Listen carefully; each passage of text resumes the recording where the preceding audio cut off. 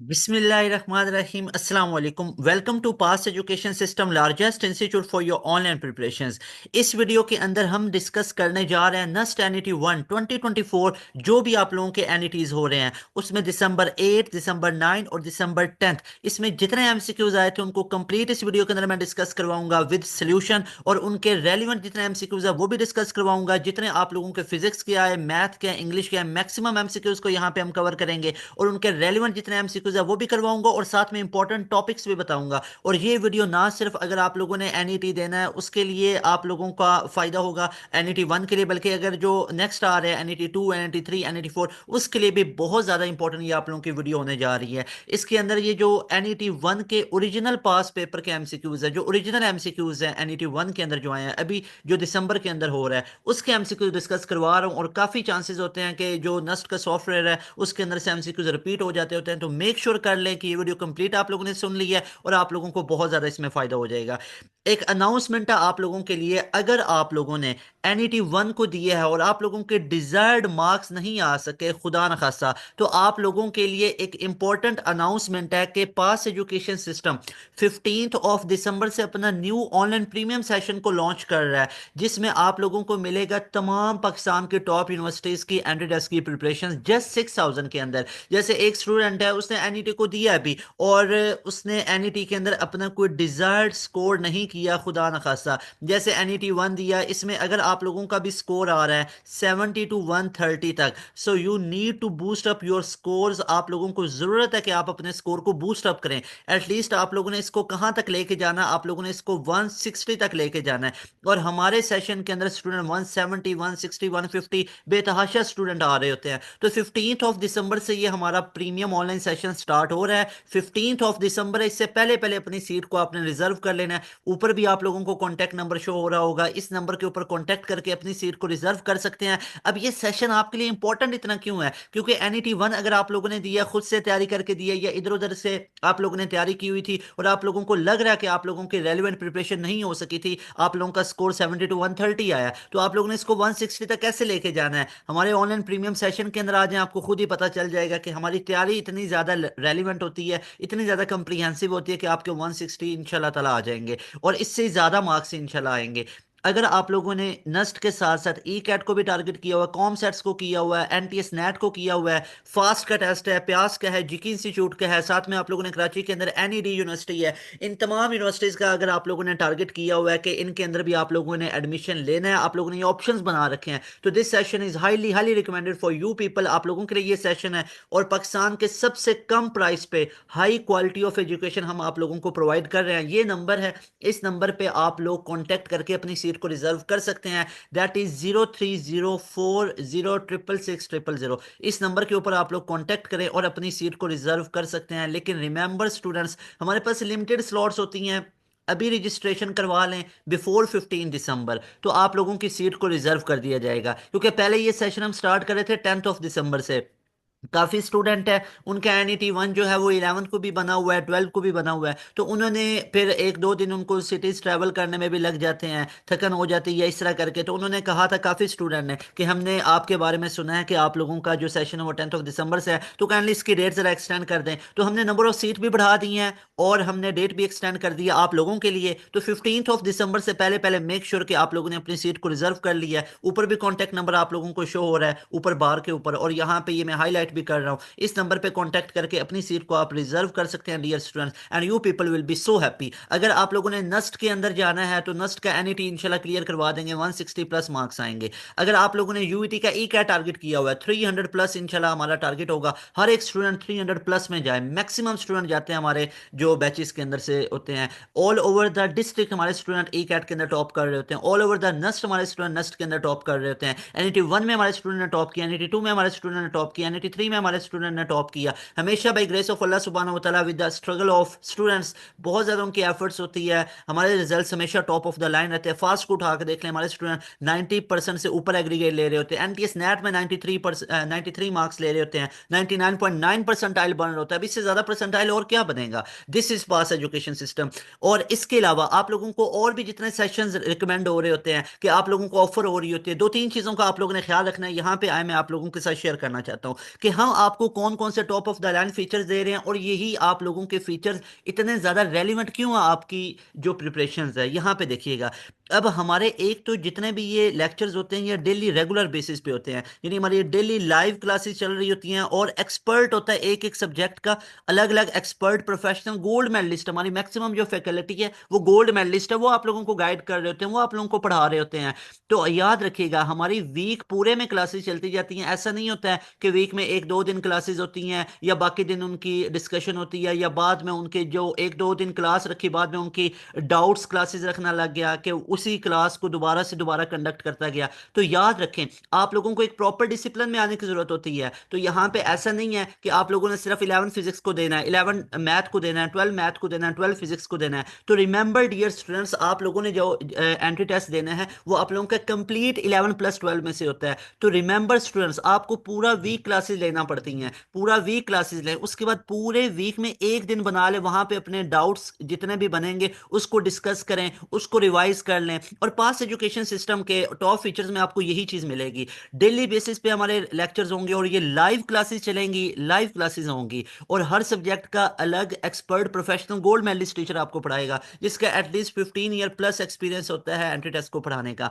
उसके बाद हमारे रिकॉर्डेड सेशन हमारे पास कंप्लीट होता है। अगर कोई स्टूडेंट है उसको कनेक्टिविटी इशू आ रहा है तो वो अगर इस पूरे लाइव क्लासेस को नहीं अटेंड कर सकता है तो उसके लिए आप लोगों को रिकॉर्डेड सेशन दे दिया जाता है जिसको आप लोग जैसे कह सकते हैं कि फास्टर देन फास्ट। अब जैसे हमारी स्पीड एक प्रॉपर रूटीन में जा रही होती है, हम सिलेबस को खत्म करवा रहे हैं, कोई एक स्टूडेंट है जैसे वो गैप ईयर पे वो कहता है कि सर मैं आपकी स्पीड से भी ज्यादा तेज जाना चाहता हूं, मैं एक दिन में तीन तीन चैप्टर करना चाहता हूं, नो वरीज, आपको रिकॉर्डेड सेशन भी दे देंगे, लाइव क्लासेस भी चल रही हैं डेली बेसिस पे, साथ में आपको रिकॉर्डेड सेशन दे देंगे, तमाम लेक्चर के नोट्स पीडीएफ के फॉर्मेट पे हमारे पोर्टल पे आप लोगों को मिल जाएंगे, उनकी एक्सेस, साथ में हमारा कंप्रीहेंसिव टेस्ट सेशन होता है जिसमें टॉपिक वाइज एमसीक्यूज आप लोगों को डिस्कस करवाए जाते हैं विद सॉल्यूशन, साथ में चैप्टर वाइज हमारे टेस्ट भी होते हैं और साथ में वर्कशीट अलग होती हैं। अब वो तमाम टेस्ट और वर्कशीट्स ये क्विजेस फॉर्मेट पे हम ले रहे होते हैं, उसके बाद इनका लाइव क्लास के अंदर हम डिस्कशन करवाते हैं, फिर आप लोगों के क्वार्टर बुक टेस्ट हैं, हाफ बुक टेस्ट हैं, फुल बुक टेस्ट हैं, उसके बाद आप लोगों के एफएलपीज होते हैं हर सब्जेक्ट के और साथ में आप लोगों के मॉक टेस्ट होते हैं, हर एक यूनिवर्सिटी के 10-10 मॉक टेस्ट होते हैं। कोई भी पाकिस्तान में ऐसा इंस्टीट्यूट दिखाएं जो आप लोगों को इतना कंप्रीहेंसिव टेस्ट सेशन ऑफर कर रहा होता है। और ऐसा नहीं है कि जो चैप्टर वाइज एमसीक्यूज इंक्लूड किए हैं वही फुल बुक में इंक्लूड कर दिए जाते हैं, ऐसा नहीं है। Maximum number of MCQs by grace of Allah सुब्हानहू व तआला हमारे पास लाखों में एमसीक्यूज बैंक पड़ा हुआ है। नस्ट को अगर हम बात करें, हम ई कैट की बात करें, हम एमडी कैट की बात करें, हम फास्ट की बात करें, प्यास की करें, जीकी की करें, अगर एनईडी की बात करें, एनटीएस नेट की बात करें, कॉम सेट्स की बात करें, तो उन सब यूनिवर्सिटीज के हम मॉक टेस्ट ले रहे होते हैं। एक एक यूनिवर्सिटी के 10-10 मॉक टेस्ट आप लोगों के लिए जाएंगे। साथ में इसमें आप लोगों का जो 6000 है इसमें तमाम यूनिवर्सिटीज के एंट्री टेस्ट की प्रिपरेशन शामिल है और जस्ट आप लोगों ने ये वन टाइम पे करनी है, वन टाइम, क्योंकि यही पास एजुकेशन सिस्टम का एम है कि very very very lowest price के ऊपर आप लोगों को highest quality of education provide करना इन पाकिस्तान, ताकि पाकिस्तान के अंदर हर एक स्टूडेंट, हर एक बच्चा, हर एक बच्ची अपनी top of the line university के अंदर जो उसने डिजायर कर रखी है उसके अंदर जाए और पाकिस्तान का नाम एक अच्छे अल्फाज में रोशन करें।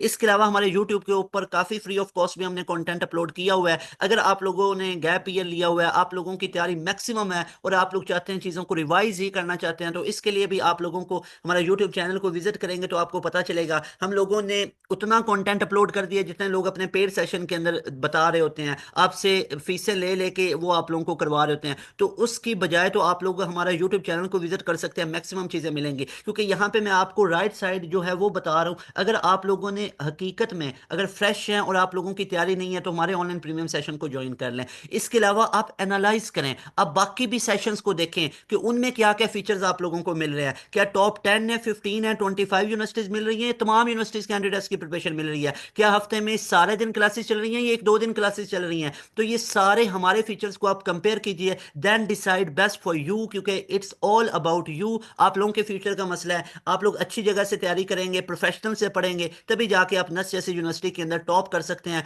टॉप स्कोरर बन सकते हैं इंशाल्लाह ताला। Very best wishes for all of you जिनका एनईटी वगैरह हो रहा है और जिन्होंने आगे एनईटी 2 को टारगेट किया हुआ है, 3 को किया हुआ, 4 को, फास्ट को, कोई भी पाकिस्तान की टॉप यूनिवर्सिटी को टारगेट किया हुआ है। तो यहाँ पे ये सारी चीजें मैंने आपको बता दी हुई हैं, अगेन बता रहा हूँ, इस नंबर पे कॉन्टेक्ट करके अपनी सीट को रिजर्व कर सकते हैं। अब हम मूव करते हैं आज के हमारे टॉपिक की तरफ। आज का टॉपिक है कि दिसंबर 8, 9 और 10 के हम एमसीक्यूज डिस्कस कर रहे हैं। क्यों ना सबसे पहले मैं आप लोगों को हाईलाइटेड जो हमारे पास टॉपिक्स हैं वो मैं आप लोगों को बता देता हूँ। यहाँ पे याद रखिएगा डियर स्टूडेंट्स, हमारे पास मैथ है, फिजिक्स है और इंग्लिश है। अगर मैं मैथ की बात करूँ तो मैथ में कौन कौन से टॉपिक्स है जिनमें से एमसीक्यूज पूछे गए थे। मैथ के अंदर ट्रिग्नोमेट्री बहुत अगेन हमारे पास एक हाईलाइटेड टॉपिक रहा था, ट्रिग्नोमेट्री। इसके बाद हमारे पास जो सीक्वेंस एंड सीरीज वाला है, सीक्वेंस एंड सीरीज, ये भी बहुत ही इंपॉर्टेंट टॉपिक था, इसके अंदर से एमसीक्यूज आए हुए थे। इसके बाद अगर मैं बात करूं तो हमारे पास जो कम्बिनेशन और परमुटेशन के रिलेटेड क्वेश्चंस आते हैं बहुत इंपॉर्टेंट है डियर स्टूडेंट्स,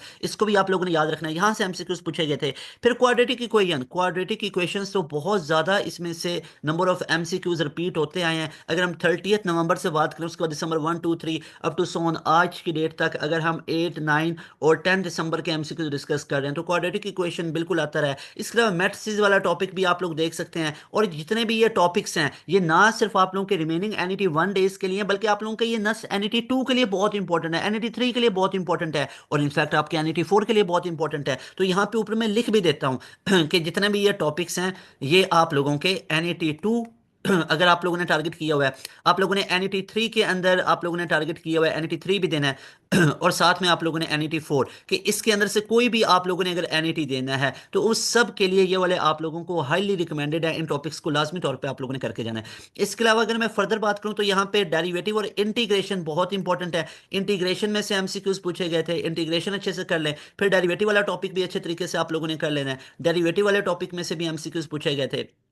इसके अलावा अगर हम बात करें तो हमारे पास जो ऑर्थो सेंटर है यहां से एमसीक्यूज पूछे गए थे, ऑर्थो सेंटर को कैलकुलेट करना, वर्टिसेस दिए हों। इसके बाद हमारे पास जो कोनिक सेक्शन वाला टॉपिक है यहां से दो एमसीक्यूज रिपीट हुए थे, कोनिक सेक्शन वाला, एक एलिप्स और हाइपरबोला वाले टॉपिक में से एमसीक्यूज आए हुए थे। इसके अलावा फर्स्ट ईयर अगर मैं बात करूं तो यहाँ पे हमारे पास नंबर सिस्टम के अंदर से क्वेश्चन आए हुए थे। इसके अलावा हमारे पास जो चैप्टर नंबर 8 है मैथमेटिकल इंडक्शन, वो भी बहुत इंपॉर्टेंट है। तो ये जो जितने भी सारे टॉपिक्स मैंने आप लोगों के साथ मेंशन किए हैं डियर स्टूडेंट्स, इनको अच्छे तरीके से आप लोगों ने नोट डाउन कर लेना है और अपने रिमेनिंग एनिटीज के लिए इनको अच्छे तरीके से याद भी कर लेना है। अब यहाँ पे एक बड़ा प्रॉब्लम आ जाता है स्टूडेंट के लिए कि सर ये सारे टॉपिक्स तो आपने बता दिए हैं कि मैथ के अंदर ये सारे टॉपिक्स हमने करने हैं, लेकिन अब इन सारे टॉपिक्स की हम रिवीजन कहाँ से कर सकते हैं। तो इन सारे टॉपिक्स की अगर आप लोग रिवीजन करना चाहते हैं तो आप लोग यूट्यूब पे लिख सकते हैं। जैसे अगर आप एक स्टूडेंट है, कोनिक सेक्शन में प्रॉब्लम आ रहा है तो आप लोग लिखेंगे यूट्यूब के ऊपर conic section one shot bye पास एजुकेशन सिस्टम, तो आप लोगों को कोनिक सेक्शन के तमाम जितने भी कॉन्सेप्ट्स हैं वो आप लोगों को नजर आ जाएंगे।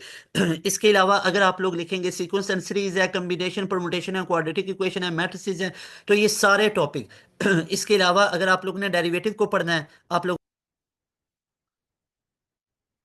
ट्रिग्नोमेट्री को पढ़ना है, डेरिवेटिव को पढ़ना है, इंटीग्रेशन को पढ़ना है, तो इसके लिए आप लोग यूट्यूब पे टाइप कर सकते हैं वो टॉपिक का नाम और साथ लिखें Pass education System, by Pass education System. जैसे ट्रिग्नोमेट्री बहुत इंपॉर्टेंट है, इसके ऊपर हमने 3 से 4 वन शॉट लेक्चर अपलोड किए हुए। ऐसा नहीं है कि एक आधा आप लोगों को वन शॉट दे के तो उसी के ऊपर आपको रिलाई करवाया जाता है। डियर स्टूडेंट्स रिमेंबर, ऐसा कभी भी नहीं हो सकता है कि हमने एक वीडियो अपलोड कर दी और हम आपको बोलेंगे लें जी ये एक पूरी वीडियो का जो फॉर्मेट आप लोगों को हमने दे दिया है इसी वीडियो को आप लोग याद रख लें, यही आपके एनईटी 1 के लिए इंपॉर्टेंट है, यही 2 के लिए है, यही 3 के लिए है, यही 4 के लिए। नेवर, ऐसा नहीं होता है। हम यूट्यूब के ऊपर अपने लेक्चर्स को अपडेट करते रहते हैं, हम यूट्यूब के ऊपर कंटेंट बहुत ज्यादा अपलोड करते रहते हैं। इसलिए मैं आपको कह रहा हूं कि आप लोगों ने अगर ऑनलाइन प्रीमियम सेशन को ज्वाइन करना है, अगर आप 6,000 अफोर्ड कर सकते हैं, join Pass education System premium online session. अगर ये नहीं अफोर्ड कर सकते, visit Pass education System YouTube channel, यहाँ पे रिकॉर्डेड फॉर्मेट पे आपको काफी ज्यादा लेक्चर्स मिल जाएंगे और उससे आप काफी फायदा उठा सकते हैं। और इसके बाद अगर हम बात करें तो हमारे पास फिजिक्स आ जाता है। अब हम डिस्कस करते हैं कि फिजिक्स के अंदर हमारे पास कौन कौन से इंपॉर्टेंट टॉपिक हैं,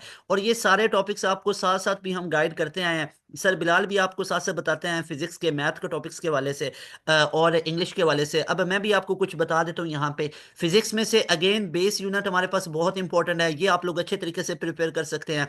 इसके अलावा यहाँ पे हमारे पास वेक्टर्स वाला बहुत इंपॉर्टेंट है, वेक्टर्स एंड स्केलर, और स्पेशली यहाँ पे 2 से 3 एमसीक्यूज रिपीट होते हैं dot product and cross product, ये दोनों बहुत इंपॉर्टेंट टॉपिक्स हैं। यहाँ पे अक्सर वो डॉट और क्रॉस प्रोडक्ट के अंदर से चेंज करके क्वेश्चन पूछ लेते होता है। हर एनईटी के अंदर ऑलमोस्ट ऑलमोस्ट यहाँ से 1 से 2 एमसीक्यूज आते गए हैं। यानी डॉट प्रोडक्ट की अगर मैं बात करूं या क्रॉस प्रोडक्ट की बात करूं तो बहुत इंपॉर्टेंट है। इसके अलावा यहाँ पे अगर बात करें तो प्रोजेक्टाइल मोशन हमारे पास बहुत इंपॉर्टेंट है। I am talking about first year physics chapter number 3, जो कि पीटीबी की बुक के हवाले से आपको बता रहा हूँ। प्रोजेक्टाइल मोशन बहुत इंपॉर्टेंट है, इस टॉपिक को भी लाजमी तौर पे करें। इसके बाद हम नेक्स्ट मूव करें तो हमारे पास मोमेंटम, लीनियर मोमेंटम बहुत इंपॉर्टेंट है, एंगुलर मोमेंटम बहुत इंपॉर्टेंट है, centripetal force again very important है, यहाँ से क्वेश्चन रिपीट हो रहे हैं।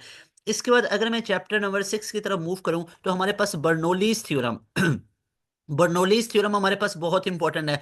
इसके अलावा इक्वेशन ऑफ कॉन्टिन्यूटी हमारे पास बहुत इंपॉर्टेंट है। अब यहां से एमसीक्यूज बन सकते हैं कि इक्वेशन ऑफ कॉन्टिन्यूटी किसको वे करती है, ये फॉलो करती है law of conservation of mass को, और जो हमारे पास बर्नौली है ये law of conservation of energy को ओबे करती है। इसके बाद हमारे पास एसएचएम वाला बहुत इंपॉर्टेंट है, और स्पेशली यहाँ से सिंपल जो पेंडुलम है, सिंपल पेंडुलम वाला बहुत इंपॉर्टेंट है। जैसे सिंपल पेंडुलम का हमसे वो लेंथ पूछ लेते होता है, सेकंड पेंडुलम की लेंथ पूछ लेता है, फ्रीक्वेंसी पूछ लेता है। इसके अलावा हमारे पास वेव्स वाला बहुत इंपॉर्टेंट है। अब वेव्स वाला टॉपिक के अंदर से हमारे पास जो पीरियोडिक वेव्स हैं, स्टेशनरी वेव्स हैं, बहुत इंपॉर्टेंट है। ऑर्गन पाइप है, जो क्लोज ऑर्गन पाइप है, ओपन ऑर्गन पाइप है, ये वाले टॉपिक्स आप लोगों ने रीड कर लेना है। अगेन हमारे पास 11 फिजिक्स में से YDSE young double slit experiment बहुत ही ज्यादा इंपॉर्टेंट है। यहाँ से फ्रिंज स्पेसिंग के बारे में पूछा जाता है, जो कि लैम्डा एल अपॉन डी के इक्वल होता है हमारे पास। दैट इज फ्रिंज स्पेसिंग, के फ्रिंज की हमारे पास स्पेसिंग कितनी है, यानी उसकी थिकनेस या थिननेस हमारे पास कितनी है। That can be calculated by delta lambda is equal to delta Y is equal to lambda L upon D. इसके बारे में मैं आपको डिस्कस करवा देता हूँ। सेकंड ईयर की अगर मैं बात करूँ तो सेकंड ईयर फिजिक्स के अंदर हमारे पास चैप्टर नंबर 13 करंट इलेक्ट्रिसिटी वाला बहुत इंपॉर्टेंट है। इसके अलावा F equal to I L B chapter number 14 में लिखा हुआ है, force on current carrying conductor, और एक है हमारे पास force on moving charge Q V B. तो ये वाले टॉपिक्स भी आप लोगों ने अच्छे तरीके से इनको याद रख लेना है। तो ये कुछ टॉपिक्स हैं जो मैंने आप लोगों के साथ डिस्कस किए हैं, इनको अच्छे तरीके से आप लोगों ने रिवाइज कर लेना है, नोट कर लेना है। ये टॉपिक्स हमारे पास बहुत ज़्यादा इंपॉर्टेंट है। अब यहाँ पे मैं आप लोगों के साथ डिस्कस करता हूँ कि जो हमारे पास एमसीक्यूज आए हुए थे वो एमसीक्यूज किस किस तरह के थे, और इनका मैं आप लोगों को साथ साथ सोल्यूशन करवा देता हूँ। यहाँ पे डियर स्टूडेंट सबसे पहला एमसीक्यूज हमारे पास लिखा हुआ है। पहला एमसीक्यूज हमारे पास लिखा हुआ है कि when a current flows through a conductor in a direction out of the plain paper the magnetic field has direction. तो यहाँ पे सिंपल ये वाले आप लोग याद रख लें।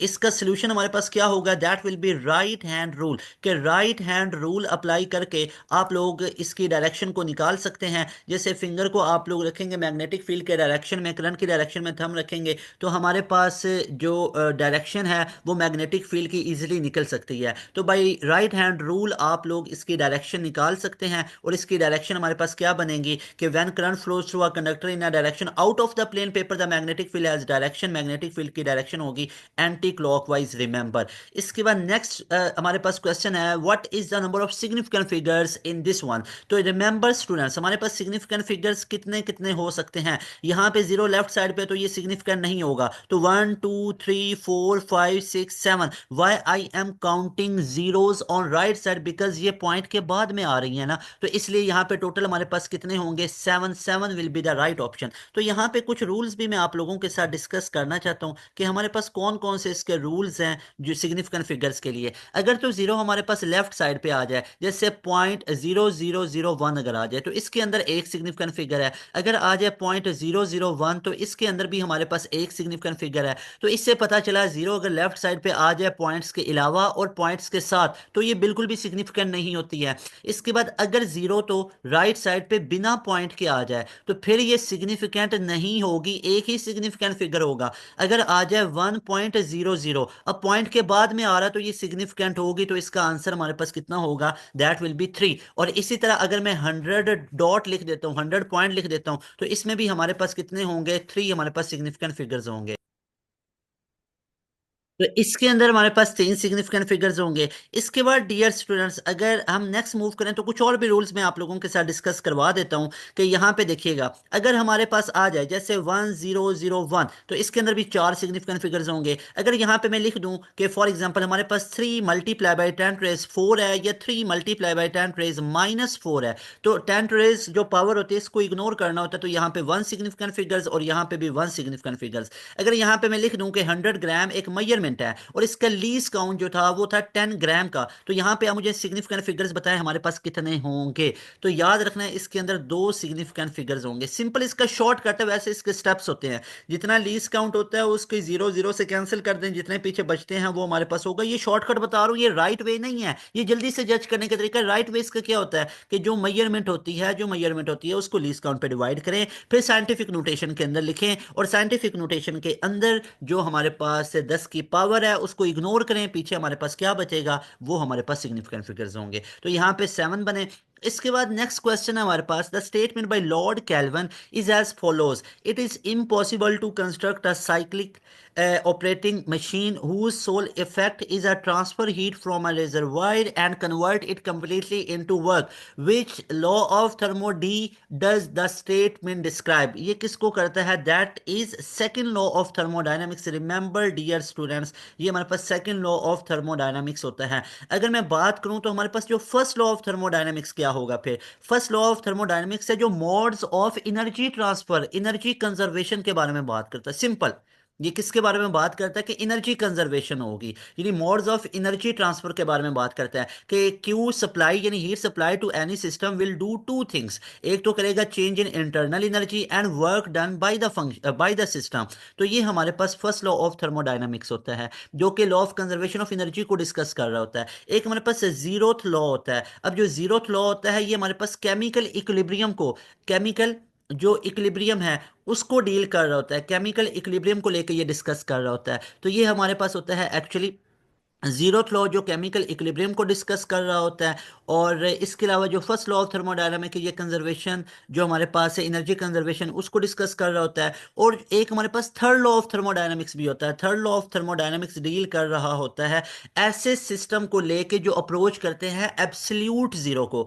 थर्ड लॉ ऑफ जो थर्मोडायनामिक्स है ये किसको करेगा? ऐसे सिस्टम्स को, ऐसे सिस्टम्स की इंथैल्पीज के बारे में जो कि अप्रोच कर रहे होते हैं एब्सोल्यूट जीरो को। एब्सोल्यूट जीरो के रिलेटेड जो चीजें आएंगी वे discuss in third law of thermodynamic. Third law of thermodynamic उसको डिस्कस करता है। तो इसका राइट ऑप्शन क्या बनेगा? That is second law of thermodynamics. Next हमारे पास बहुत इंपॉर्टेंट क्वेश्चन है, उसने सेकंड ईयर फिजिक्स के चैप्टर नंबर 20 एटॉमिक स्पेक्ट्रम में से ये क्वेश्चन पूछा हुआ है कि the Balmer series in the hydrogen spectrum is given by. तो यहाँ पे इसके कंप्लीट मैं आपको स्टडी करवाना चाहता हूँ। तो यहाँ पे डियर स्टूडेंट्स आप लोग देखिएगा कि हमारे पास ना ये जितनी सीरीजेज होती हैं, सबसे पहले अगर मैं इमेजिन कर लूं कि यहाँ पे हमारे पास क्या है, एक न्यूक्लियस है। जैसे फॉर एग्जांपल यहाँ पे मैं कह लेता हूँ कि यहाँ पे मेरे पास क्या है, एक न्यूक्लियस है।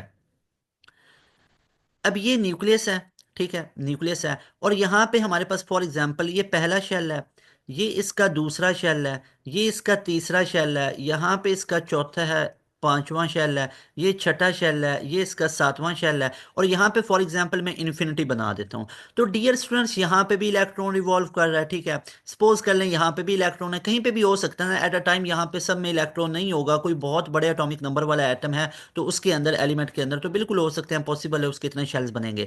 अब यहाँ पे देखिएगा कि अगर इलेक्ट्रॉन यहाँ से, इसको मैं कह लेता है ये पहला शेल है हमारे पास, ये दूसरा है यानी कि एल है, ये हमारे पास एम है, ये हमारे पास एन है 4 वाला, ये हमारे पास 5 वाला है, ये हमारे पास 6 वाला है, और ये हमारे पास 7 वाला है, और ये इन्फिनिटी पॉइंट है हमारे पास। तो डियर स्टूडेंट्स रिमेंबर, अगर तो इलेक्ट्रॉन एक लोअर शेल से हायर में जाएगा, लोअर से हायर में जाएगा ना, तो पोटेंशियल एनर्जी बढ़ती है, काइनेटिक एनर्जी कम होती है, याद रखिएगा। और हम एनर्जी किसको ले रहे होते हैं? पोटेंशियल एनर्जी को। यानी जैसे जैसे हम मूव करते हैं हायर शेल के अंदर, सारी चीज़ें आप लोगों को साथ साथ डिस्कस करवाता जाता हूँ। जैसे जैसे हायर शेल में मूव करते हैं डियर स्टूडेंट्स, हमारे पास पोटेंशियल एनर्जी क्या होगी? इंक्रीज होगी। काइनेटिक एनर्जी हमारे पास डिक्रीज होगी। रीजन क्या है? जैसे अगर मैं पहले के अंदर, अगर मैं पहले शेल में बात करूं तो वहां पे इलेक्ट्रॉन की स्पीड 10⁻⁶ मीटर पर सेकंड के करीब होती है। दूसरे शेल में 10⁻⁵, फिर 4, फिर 3। तो मतलब स्पीड कम होती जाती है, और स्पीड के साथ हमारे पास काइनेटिक एनर्जी एसोसिएटेड होती है। तो इसलिए यहाँ पे हमारे पास काइनेटिक एनर्जी कम होती जाएगी लेकिन पोटेंशियल एनर्जी ज़्यादा होती जाती है, क्योंकि हमारे पास डिस्टेंस ज़्यादा होता जाता है। पहले तो ये चीज़ है। अब ये एनर्जी जब हर हर शेल में जाएंगे एनर्जी ज़्यादा होगी ना, यानी इस शेल के पास, जैसे ये हमारे पास के शेल है डियर स्टूडेंट्स, ये हमारे पास एल शेल है, ये m है। तो यहाँ पे दो की एग्जांपल ले लें, जैसे एक इलेक्ट्रॉन ने जंप करना है K2L। अब आपको पता है K लोअर एनर्जी पे बैठा हुआ है और L हायर एनर्जी पे बैठा हुआ है। तो अब यहाँ पे जो इलेक्ट्रॉन है ना K के अंदर, उसको अगर L शेल के अंदर जाना है तो उसको कुछ एनर्जी को क्या करना पड़ेगा, यहाँ से एब्जॉर्ब करना पड़ेगा। तो वो इलेक्ट्रॉन इस एनर्जी को एब्जॉर्ब करेगा, एक्साइटेड होकर इस फेज में आ जाएगा, एल शेल में आ जाएगा, और यहाँ पे इसको मैं क्या बोलूंगा, एक्साइटेशन बोलूंगा। तो एक्साइटेशन के बाद there is always process of D excitation. D excitation में दोबारा से एल शेल से के में चला जाएगा, लेकिन वही एनर्जी जो एब्जॉर्ब की थी उसको क्या कर देगा, रिलीज कर देगा in the form of photon. और ये जो रिलीज एनर्जी होगी, ये जो रिलीज फोटोन होगा, इसी फोटोन की वेवलेंथ ये मेजर कर सकते हैं बाय रिडबर्ग इक्वेशन। और रिडबर्ग ने क्या बताया था, वो हमारे पास चाचू कहते हैं कि हमारे पास रिडबर्ग इक्वेशन ये है कि 1/λ equal to R H into 1/p² minus 1/n²। भाई रिडबर्ग ने बड़ा काम आसान कर दिया। उसने कहा भाईजान, इसने बोला कि अगर एक इलेक्ट्रॉन डी एक्साइट हो रहा है और डी एक्साइटेशन में फोटोन को रिलीज कर रहा है, डेफिनेटली फोटोन एनर्जी, यानी एनर्जी लाइट जो है हमारे पास, ये प्योर फॉर्म ऑफ एनर्जी है ना। तो ये लाइट को अगर एमिट कर रहा है तो उस जो हमारे पास एमिटेड फोटोन है, उस एमिटेड फोटोन की वेवलेंथ मेजर कर सकते हो। That is 1/λ equal to R H into 1/p² minus 1/n²। But what is that p²?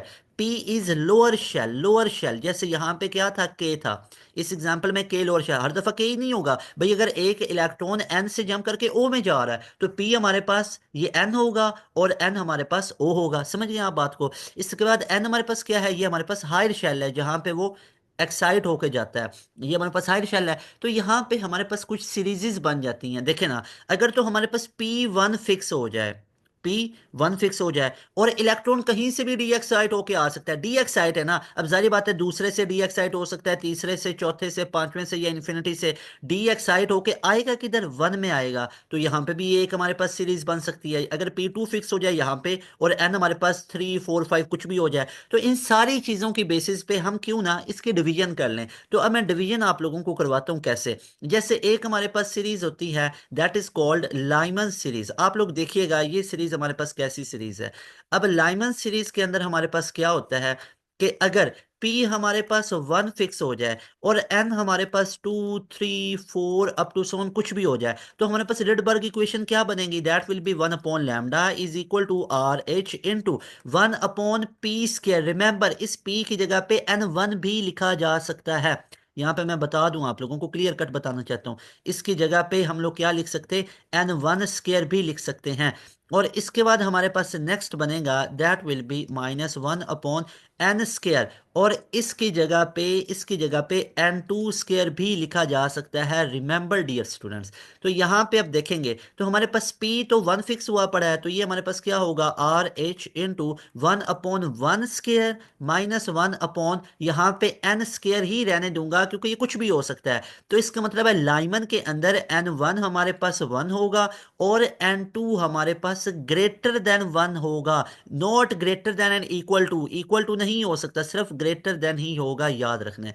ये हमने लिख लिया, ठीक है। अब इसी तरह बाकी सीरीज तो बहुत आसान हो गई। जैसे हमारे पास एक बाल्मर सीरीज बनेगी, बाल्मर सीरीज के अंदर से इसने क्वेश्चन पूछा हुआ था। अब देखें बहुत इजीली आप कर लेंगे, 1/λ into are H into 1/n1 के लिख लूं तो इसमें क्या हो जाएगा, इसमें 2 फिक्स हो जाएगा। तो 2 फिक्स हो गया P, यानी इसको मैं क्या कह लूंगा, इसको मैं कह लूंगा कि N1 हमारे पास कितना फिक्स हो गया, वो 2 फिक्स हो गया, माइनस 1/n²। और इसको मैं N2² कह देता हूं, और N2 हमारे पास कितना होगा, ये हमारे पास हमेशा ग्रेटर देन 2 होगा। ये हमारे पास बन गया, ठीक है। इसके बाद इसी तरह लाइमन है, बाल्मर है, फिर हमारे पास पास्चन सीरीज आ जाती है। अब पास्चन सीरीज के अंदर हमारे पास N1 जो है वो 3 फिक्स होता है और N2 जो है वो ग्रेटर देन 3 आ जाता है। इसके बाद ब्रैकेट सीरीज आ जाती है। अब ब्रैकेट के अंदर हमारे पास क्या होता है, ब्रैकेट के अंदर n जो 1 है दैट विल बी 4 और जो N2 हमारे पास होता है that will be greater then 4। इसके बाद हमारे पास P फंड सीरीज आ जाती है। P फंड सीरीज, अब P फंड सीरीज में क्या होता है, उसके अंदर N1 हमारे पास फिक्स हो जाता है 5 और हमारे पास जो N2 होता है ये हमारे पास greater than, that will be greater than 5। इसके बाद हमारे पास हम फ्रीज आ जाती हैं। अब हम फ्रीज में क्या होता है, उसके अंदर हमारे पास N1 फिक्स हो जाता है 6 और हमारे पास जो N2 होगा ग्रेटर देन 6 होगा। तो this is all about all about atomic spectra. और यहाँ पे अगर मैं बात करूँ तो उसने बाल्मर सीरीज के अंदर से हमारे पास चीज़ें पूछी हुई थी। तो यहाँ पे ये बाल्मर सीरीज की अगर मैं बात करूँ तो बाल्मर सीरीज में हमारे पास क्या क्या गिवन है, ये हमारे पास है n1 2 फिक्स हो जाएगा और n2 ग्रेटर देन 2 होगा। रिमेंबर स्टूडेंट्स, n1 2 होगा और n2 ग्रेटर देन 2 होगा। तो यहाँ पे हमारे पास राइट ऑप्शन क्या बनेगा, n1 2 होगा और n2 ग्रेटर देन 2 होगा। Alpha option is right option. सारे स्टूडेंट यहाँ पे वीडियो को पॉज करके एक दफा ऑल डन का मैसेज करेंगे। क्या फुल क्लियर हुआ, मजा आया आपको इस सारे कॉन्सेप्ट का? इस तरह आप लोगों को एक एक टॉपिक इंतहाई डिटेल में करवाया जाता है। अभी तो इसका जस्ट मैंने आप लोगों को 20 या 25% तक चीजें बताई हैं, अभी तो और इसके अंदर बहुत ज्यादा डिटेल में चीजें हैं। तो अगर आप एक एक टॉपिक को इंतहाई डिटेल के अंदर समझना चाहते हैं, उसको पढ़ना चाहते हैं, उसके टॉपिक वाइज एमसीक्यूज करना चाहते हैं, सारी वेरिएशंस करना चाहते हैं, अभी तो यहाँ पे मैक्सिमम ट्रांजिशन का जिक्र नहीं हुआ, मिनिमम ट्रांजिशन का नहीं हुआ है, तो इसके लिए हमारा ऑनलाइन प्रीमियम सेशन आप लोगों को हाईली रिकमेंडेड है।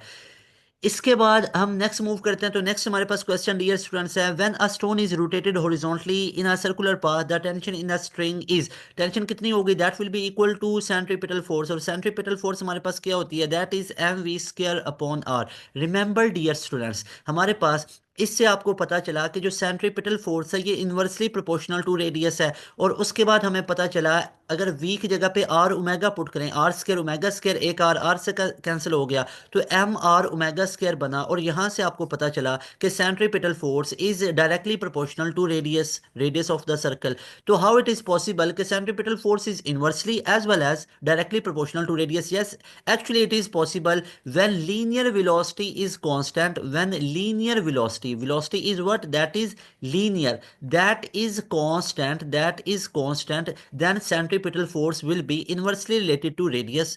When angular velocity, when velocity that is angular, that is constant, in circular motion, then centripetal force will be directly proportional to the radius of the circle. Remember dear students, तो यहाँ पे हमारे पास right option क्या बनेगा, that will be alpha option. उसके बाद हमारे पास नेक्स्ट क्वेश्चन है, how many rational numbers exist in the set, कि यहाँ पे सेट के बीच में कितने रैशनल नंबर एग्जिस्ट कर रहे हैं। तो याद रखना 3/4 जिनको p/q की फॉर्म में लिखा जा सके रैशनल नंबर है। तो 3/4 और 3/7 के दरमियान में कोई भी नहीं है, क्योंकि x जो है वो हमारे पास ग्रेटर है 3/4 से, यानी 3/4 लेस है x से, और x किससे छोटा आ रहा है 3/7 से, यानी x बड़ा है 3/4 से और छोटा है 3/7 से। तो नॉट डिफाइन, यहाँ पे कोई भी रैशनल नंबर नहीं बनता है। इसके बाद नेक्स्ट हमारे पास ये वाला क्वेश्चन आ जाता है, बहुत इंपॉर्टेंट है डियर स्टूडेंट्स। यहाँ पे देखिएगा हमारे पास ये पूरा फंक्शन लिखा हुआ है कि that is sine into π/2 minus x. और यहाँ पे π/2 का मतलब 90 होता है, 90 का ऑड मल्टीपल है, तो बाहर वाला फंक्शन किस में चेंज हो जाएगा, कोसाइन के अंदर, और साथ में x आ जाएगा। अब π/2 माइनस एक्स पहला क्वाड्रेंट है तो पॉजिटिव ही होगा, तो यहाँ पे cosine of x alpha option is right option. आप लोग सब जानते हैं कि यहाँ पे फर्स्ट क्वाड्रेंट में ऑल पॉजिटिव होते हैं, यहाँ पे साइन और उसका रेसिप्रोकल कोसिकेंट हमारे पास, ये हमारे पास पॉजिटिव होते हैं।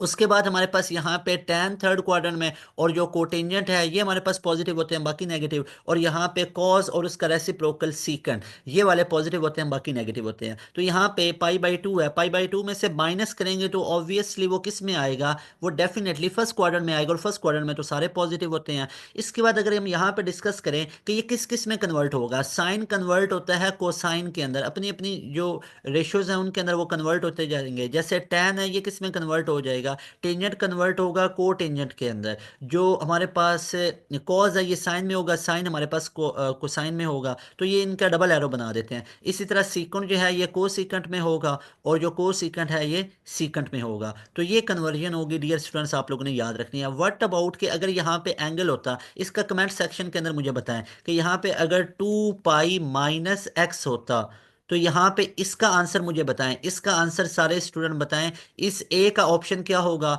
और साथ में इस बी का भी मुझे ऑप्शन बताएं कि अगर यही cosine of 2π two pi minus x होता। तो इन दोनों के आंसर्स मुझे कमेंट सेक्शन के अंदर अभी आप लोगों ने बताने हैं। इसके बाद डियर स्टूडेंट्स हमारे पास है what is the integral of natural log of x upon x. तो याद रखना आप लोगों ने, बहुत इंपॉर्टेंट इंटरेस्टिंग सा क्वेश्चन है कि यहाँ पे हमारे पास क्या लिखा हुआ है, यहाँ पे इसका इंटीग्रल निकालना है। जैसे natural log of x upon में एक्स है और आगे डी एक्स है, तो यहाँ पे याद रखना इंटीग्रल का मतलब पूरी इंटीग्रेशन ले लेनी है। तो यहाँ पे ये जो साइन होता है इसको इंटीग्रल बोलते हैं, और यहाँ पे डी एक्स भी इंक्लूडेड है, that is differential, that is integral. और ये पूरी इंटीग्रेशन को शो करता है। इंटीग्रेशन हमारे पास किसका रेसिप्रोकल होता है, किसका इनवर्स प्रोसेस होता है, इंटीग्रेशन डेरिवेटिव को होता है। इन इंटीग्रेशन को एंटी डेरिवेटिव भी कहते हैं और डेरिवेटिव को एंटी इंटीग्रेशन भी कहते हैं। अब यहाँ पे देखें डियर स्टूडेंट्स, जैसे अगर मैं आपसे कहता कि मैं हमारे पास x है, इसकी इंटीग्रेशन बताएं, आप सबने याद कर रखी हुई है x square by two plus C. आपने ये किया क्या है, x की पावर वन थी ना, तो पावर में एक ऐड करके उसी पे डिवाइड कर दिया, that is power rule of integration. ये इंटीग्रेशन का पावर रूल बेसिकली आप लोगों ने अप्लाई किया है। तो पावर रूल लगता कब है, जब उस फंक्शन का आगे डेरिवेटिव पड़ा होता है। जैसे फॉर एग्जाम्पल यहाँ पे मैं कहता हूँ कि एक्स स्क्वायर, इसकी इंटीग्रेशन क्या होगी, तो भाई एक्स का पावर के बगैर, इस पावर के बगैर फंक्शन क्या है, एक्स है, तो इस एक्स का डेरिवेटिव आगे मौजूद है वन। वो ना भी लिखा हो तो वन तो आपको पता ही है, हम खुद इमेजिन कर लेते होते हैं, तो वन तो होता ही है। तो इसलिए अब इस पे पावर रूल लग सकता है, पावर में एक हम लोग ऐड करेंगे और उसी पे हम क्या कर देंगे, डिवाइड करेंगे। तो ये हमारे पास क्या बनेगा, x cube by three plus C बन जाएगा। तो ये हमारे पास राइट आंसर बनेगा। तो इसी तरह के हम इसको ऐसे लिख सकता हूँ, यहाँ पे देखिएगा नेचुरल लॉग ऑफ एक्स मैंने एज इट इज लिख दिया, आगे multiply by one upon x लिख दिया। अब देखें ये हमारे पास पूरा एक फंक्शन है, ये पूरा हमारे पास बेसिकली क्या है, फंक्शन है। और इस फंक्शन का आगे हमारे पास ये क्या दिया हुआ है, दैट इज अ डेरिवेटिव। ये फंक्शन का आगे हमारे पास डेरिवेटिव गिवन है। तो अब इस फंक्शन पे पावर रूल लग सकता है, और कैसे पावर रूल लगेगा, नेचुरल लॉग ऑफ एक्स, इसकी पावर कितनी है, वन है, तो इसकी पावर में एक ऐड करके उसी पे डिवाइड और प्लस सी कर दूंगा। तो ये हमारे पास राइट आंसर बनेगा, that will be natural log of X square upon two plus C. So that is beta option will be right option. इसके बाद इस क्वेश्चन को एक दफा दोबारा देख लें डियर स्टूडेंट्स, ये पूरा फंक्शन हमारे पास गिवन था, ये उसने बोला हुआ था इसका इंटीग्रल निकालें, तो इंटीग्रल के लिए ये पूरा फंक्शन मैंने लिख दिया। इसके बाद ये देखें ये पूरा फंक्शन है और इसका आगे डेरिवेटिव है। तो अब इस फंक्शन के ऊपर ये देखें इस फंक्शन के ऊपर क्या लग गया, इस फंक्शन के ऊपर पावर रूल लग गया। पावर रूल कैसे लगा, पावर में एक ऐड किया, पावर वन थी ना, और उसी पे डिवाइड कर दिया, प्लस सी कर दिया। तो ये हमारे पास beta option will be right option. I hope आप लोगों को ये क्वेश्चन भी फुल अच्छे से क्लियर हुआ होगा। अब डियर स्टूडेंट्स हम नेक्स्ट मूव कर लेते हैं। नेक्स्ट हमारे पास क्वेश्चन है व्हेन द एब्सिसा यानी एक्स कोऑर्डिनेट की बात हो रही है और ऑर्डिनेट यानी वाई कोऑर्डिनेट की बात हो रही है, of a point are equal, which equation, दोनों इक्वल है, चले एक तो ये भी नजर आ रहा है और दूसरा ये सी में, तो both A and C will be right option. कैसे, एक तो x इक्वल टू वाई है जो कि आप लोगों को अल्फा ऑप्शन में नजर आ रहा है, बिल्कुल ठीक है। उसके बाद आपको नजर आ रहा है x minus Y equal to zero, तो इसको मैं लिख सकता हूँ y इधर जाके y इक्वल बन गया, तो that is in C option. So we can say delta option including alpha and C, दोनों इसके अंदर है, that will be best choice, that is right one, but delta is best one, तो best को choose करना होता है। इसके बाद है what is the probability of selecting an integer between 0 and 40 inclusive that is divisible by 2 and 3। कह रहा है कि 0 और 40 के दरमियान में ऐसे सारे इंटीजर्स बताओ जो कि 2 और 3 दोनों पे डिविजिबल है। अब ये चीज देखना पड़ेगी, क्या जीरो जीरो इंक्लूड कर सकते हैं, बिल्कुल कर सकते हैं, 0/2 जीरो, 0/3 जीरो, बिल्कुल ठीक है। इसके बाद 2 हो सकता है ना, 2 पे हो सकता है, 3 पे नहीं, 3 हो सकता है, 4 नहीं, 5 6, बिल्कुल 6 हो सकता है, वैसे 7 है, बिल्कुल 7 है, लेकिन मैं आपको साथ साथ लेके चलना चाहता हूँ। ये देखें एक 0 है, एक 6 है। इसके बाद यहाँ पे देखिए, इसके बाद हमारे पास 8 हो सकता है, नहीं 9 हो सकता है, 9 बिल्कुल 3 पे तो हो सकता है लेकिन 2 पे नहीं हो सकता है। 10 हो सकता है, नहीं 11 12 बिल्कुल 12 हो सकता है। 3 4 जा 12, 2 6 जा 12, क्या 14 हो सकता है, 15 हो सकता है, बिल्कुल 3 पे हो सकता है तो 2 नहीं होगा। 16 17 18, व्हाट अबाउट 18, यस सर 18 पे तो हो सकता है, 2 9 जा 18 एंड 3 6 जा 18। इसके बाद 20 भी नहीं, 21 बिल्कुल 3 7 जा लेकिन 2 नहीं हो सकता है। फिर 24, 3 8 जा 24 एंड 2 12 जा 24। इसके बाद 20, अगर 7 20 बिल्कुल 3 पे हमारे पास वो बन सकता है। 30 की बात करूं तो 30 बिल्कुल हो सकता है। 3 10 जा 30 और 2 50 जा 30। इसके बाद 33 भी नहीं, 34 भी नहीं, 36, यस 36 हो सकता है ना। 3 12 जा 36 एंड 2 18 या 36। तो काउंट करें, इसके अलावा तो कोई नहीं ना हो सकता। ये कितने बने, ये हमारे पास 1 2 3 4 5 6 7। तो वो कह रहा है प्रोबेबिलिटी निकालनी है, तो probability of specific event A, ये हमारे पास क्या होगा, ये होगा number of favourable outcome, number of favourable outcome divided by total outcome, number of total outcome. तो फेवरेबल आउटकम कितनी है आपके पास आई 7, और टोटल आउटकम कितनी है 0 to 40 के दरमियान में तो 41 होते हैं, नॉट 40। भाई नॉट 40 वो 1 to 40 होते हैं हमारे पास, 0 to 40 तो 41 बनेंगे हमारे पास total number. So 7/41 that will be right option, that will be right option. इसके बाद हम नेक्स्ट क्वेश्चन की तरफ मूव करते हैं। If a current flows to right in a straight conductor, what is the direction of magnetic field around the conductor, that will be clockwise. Apply करें, सारे student apply करेंगे यहाँ पे, राइट हैंड थंब रूल को apply करेंगे और direction निकालेंगे clockwise, direction निकालेंगे क्लॉकवाइज, ऑल डन का मैसेज करेंगे फिर।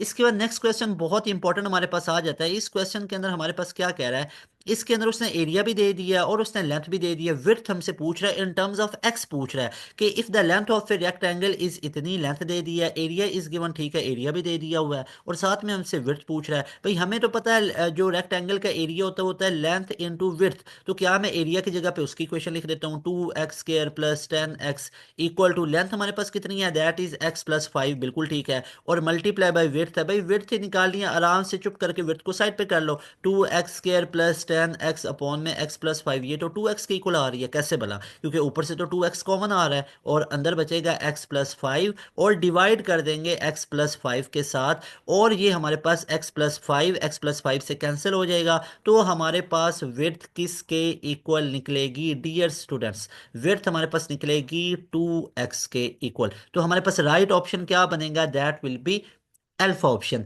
नेक्स्ट क्वेश्चन की तरफ मूव करते हैं। तो यहाँ पे डी मॉर्विस थ्योरम हमारे पास अप्लाई होगा कि अगर हमारे पास ऐसी कंडीशन बन जाए कि कोसाइन एन थीटा है, कुछ भी है हमारे पास, plus iota sine n theta, और ऊपर कोई पावर एन आ जाए, तो उस पावर को इन दोनों एंगल के साथ मल्टीप्लाई करवा देते हैं। तो एक तो कोसाइन ऑफ 30 बन गया, और एक आयोटा साइन, ना ना ना, एक तो हमारे पास कोसाइन ऑफ 90 बन गया ना, मल्टीप्लाई सर करें, मल्टीप्लाई करें, तो एक हमारे पास क्या बनेगा, that will B cosine of 90, क्यों बोला, क्योंकि 30 को 3 से किया 90, प्लस आयोटा साइन, और यहाँ पे अगर 3 को 90 से 3 को 30 से करेंगे तो 90 बन गया। कोसाइन ऑफ 90 कितना होता है, that is 0, plus iota sine of 90 कितना होता है, 1 होता है, तो 0 plus iota, iota into 1, iota ही होगा, 1 जिससे मल्टीप्लाई हो वही आंसर रहता है, 1 नहीं होता, वही आंसर रहता है। तो ये हमारे पास क्या आंसर आ गया, दैट विल बी आयोटा। तो यहाँ पे हम लिख सकते हैं that will be equal to iota. एक और चीज आप लोगों ने याद रखनी है, आयोटा ऊपर आ जाए या साथ में नेगेटिव लग जाए, यानी अयोटा के साथ माइनस चलेगा, अयोटा अकेला चलेगा, लेकिन अगर आ जाए अयोटा की पावर -1, ये नहीं चलेगा। इसको क्या करेंगे, इसको लिख सकते हैं ना 1 अपॉन अयोटा, या इसको लिख सकते हैं अयोटा की पावर -1, दोनों को मतलब तो एक ही है। अब इसको रेशनलाइज करेंगे अयोटा अपॉन अयोटा, तो माइनस अयोटा आंसर आएगा, कैसे, ऊपर अयोटा और नीचे iota square, and you know that iota upon iota square किसके इक्वल होता है, -1 के, तो -1 ऊपर गया तो ये हमारे पास माइनस अयोटा हो जाएगा, ये इसकी पावर नहीं बनेगी। अब इसकी पावर +1 है लेकिन साथ में अयोटा नेगेटिव है, तो ये चल सकता है। इसके बाद हमारे पास नेक्स्ट क्वेश्चन आ जाता है, फाइंड द डेरिवेटिव। अब डेरिवेटिव इस पूरे का निकालना है। अब इस पूरे का डेरिवेटिव हम कैसे निकाल सकते हैं, सबसे पहले नेचुरल लॉग को तो अंदर यूज कर दें, तो ये होगा नेचुरल लॉग ऑफ e⁻⁴ और डॉट हमारे पास इसके साथ आएगा, और नेचुरल लॉ की प्रॉपर्टी है, इसको प्लस के फॉर्मेट पे लिखा जा सकता है, बिल्कुल इसको ऐसे लिखा जा सकता है, ये पहला स्टेप कर लिया। दूसरा स्टेप क्या होगा, नेचुरल लॉग ई से कैंसिल होकर इधर ए एक्स बचा और इधर हमारे पास नेचुरल लॉग ऑफ एक्स बचा। अब इस पूरे फंक्शन का क्या ले लें, डेरिवेटिव ले लें। अब इस पूरे फंक्शन का आप लोगों ने डेरिवेटिव लेना है, तो ए बाहर निकला, अंदर एक्स का 1 आ गया, प्लस नेचुरल लॉग के आगे जो भी था बटे में, एक दफा बटे के बगैर, तो आंसर आ गया a + 1 upon x, that will be your right answer, that will be your right answer. तो ये सारे क्वेश्चन थे, इसके ऑप्शन नहीं प्रॉपर थे या तो इसलिए यहाँ पे क्वेश्चन के स्टेटमेंट थे, मैंने आपके सामने इसका सोल्यूशन करवा दिया है। इसके बाद हमारे पास है for the ellipse given by the equation. अगर आप लोगों को यार कोनिक सेक्शन में अभी भी प्रॉब्लम आ रहा है, तो कोनिक सेक्शन के लिए आप लोग क्यों नहीं कर रहे, लिखें आप लोग यूट्यूब के ऊपर, यूट्यूब पे लिखें conic section 1 shot, conic section 1 shot bypass education system, bypass education system. ये आप लोग क्यों नहीं लिख रहे हैं, ये आप लोग लिखेंगे तो आप लोग देखेंगे आपके पास कोनिक सेक्शन सेक्शन कंप्लीट आ जाएगा। उस पूरे कोनिक सेक्शन को अच्छे तरीके से सुने, इसके वर्टिसेस क्या होंगे, वाई के नीचे वाला ग्रेटर है, that will be zero plus minus three, तो ये हमारे पास राइट ऑप्शन इसका बीटा ऑप्शन होगा। इसके बाद नेक्स्ट मूव करते हैं for a right angle for a triangle with a point A B C. ये हमारे पास एग्जैक्ट एक लाइन आ रही है जो हमारे पास है mid point theorem. Mid point theorem हमारे पास क्या कहता है, if a triangle in a triangle the line segment joining the mid point of two side is parallel, यानी जो लाइन सेगमेंट है ना ज्वाइन कर रही है दो मिड पॉइंट को, वो किसके पैरेलल होती है, थर्ड साइड के, और उसकी लेंथ किसके इक्वल होती है, length equal to the half of the length of third side, यानी हाफ ऑफ लेंथ होती है, हाफ ऑफ बी सी होगा यहाँ पे। तो राइट ऑप्शन हमारे पास क्या बनेगा, दैट विल बी, क्योंकि ये पैरेलल टू बी सी है ना, तो इसकी लेंथ बी सी के हाफ होगी। ये मिड पॉइंट थ्योरम है, याद रखना आप लोगों ने। इसके बाद नेक्स्ट क्वेश्चन हमारे पास डियर स्टूडेंट्स, इस सब को बहुत ही इजी, बहुत ही इजी, इसका पूरा फॉर्मेट बना के देता हूँ। और यहाँ पे देखें एफ ऑफ एक्स, ये सारा हमारे पास एक फंक्शन लिखा हुआ है, f of x equal to A x square plus b x plus C.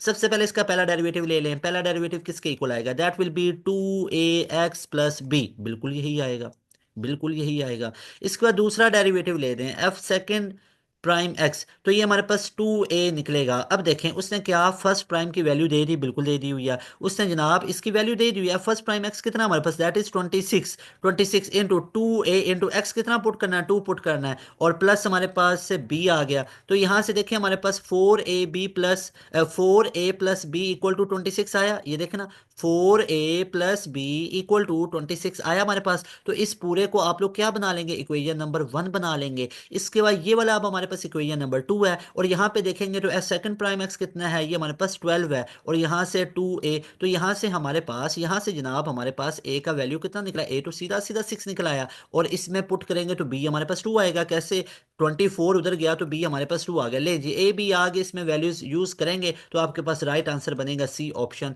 Calculate खुद एक दफा कर ले।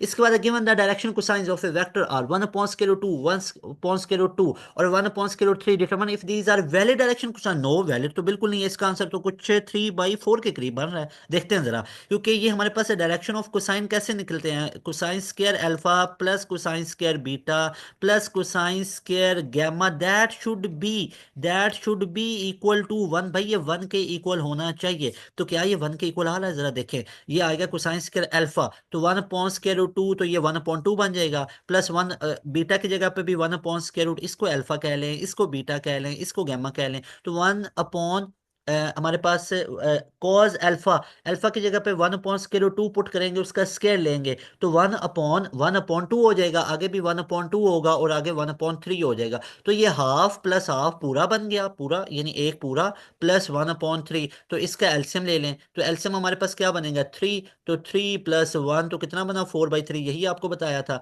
कि ये तो 4/3 बन रहा है, तो नो, नो बिल्कुल नो। तो इसको हम बोलेंगे एक प्रॉपर नो बोलेंगे कि no, the sum square does not equal to 1, sum of square does not equal to 1। I hope आप लोगों को ये वाला क्वेश्चन भी अच्छे तरीके से क्लियर हुआ होगा।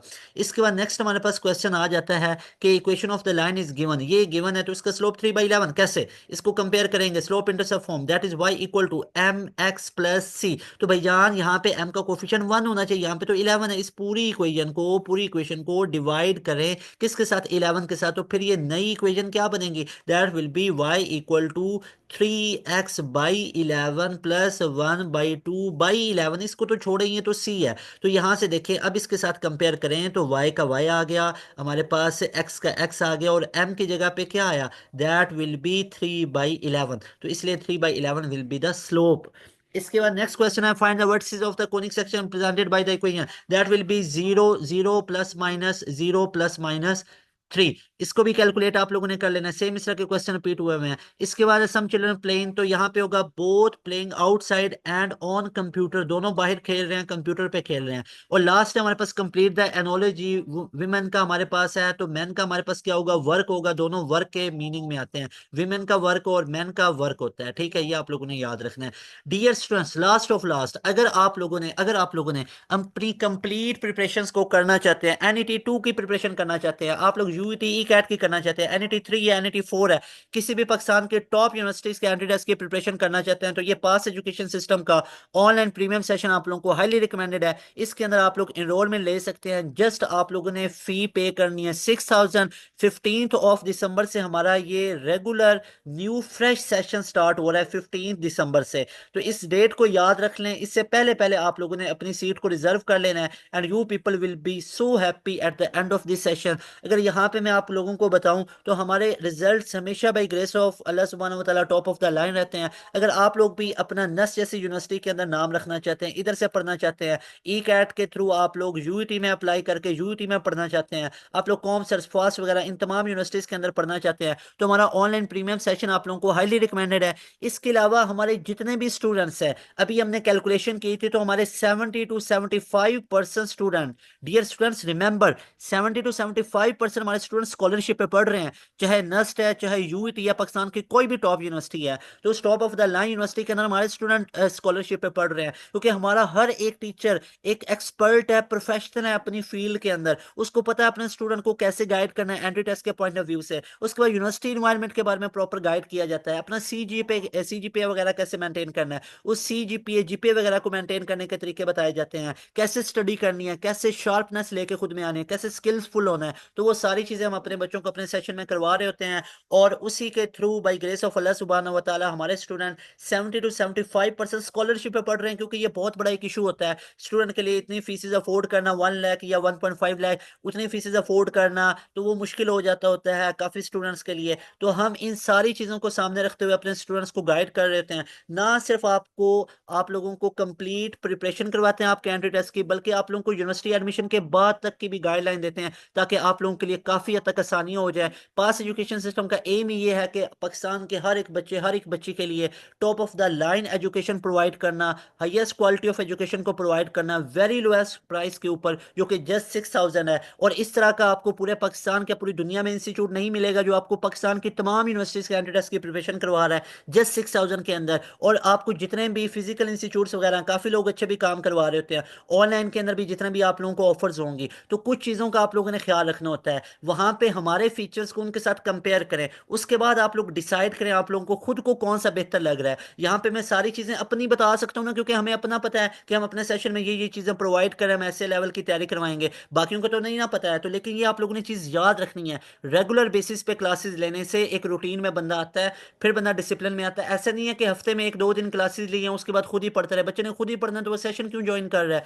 तो भाई आप लोगों की डेली बेसिस पे क्लास होनी चाहिए, साथ आप लोगों के डेली बेसिस पे सारे सब्जेक्ट्स होने चाहिए। ये भी नहीं कि डेली बेसिस पे एक आधा सब्जेक्ट है, नहीं, डेली बेसिस पे हमारी रेगुलर क्लासेस होती हैं, हर एक सब्जेक्ट की होती हैं, एक एक टॉपिक को हम समझा रहे होते हैं। ऑलमोस्ट हम 2.5 से 3 घंटे की हमारी डेली बेसिस पे क्लासेस होती हैं, एक एक टॉपिक को डिटेल में समझाया जाता है, साथ साथ उसका टॉपिक वाइज एमसीक्यूज को डिस्कस करवाया जाता है। तो very best wishes for all of you. अपने रिजल्ट्स लाजमी तौर पे शेयर कीजिएगा, न NET 1 में जितने आपके रिजल्ट्स आए NET 2 में जितने आए, NET 3 है, NET 4 है, या अगर आप लोगों ने कोई भी एंट्री टेस्ट को किया हुआ है तो उसके रिजल्ट्स हमारे साथ लाजमी तौर पे शेयर कीजिएगा। Very best wishes for all of you. इंशाल्लाह मिलेंगे एक नई वीडियो में। मुझे दें इजाजत। अस्सलाम वालेकुम, अल्लाह हाफिज, पाकिस्तान जिंदाबाद।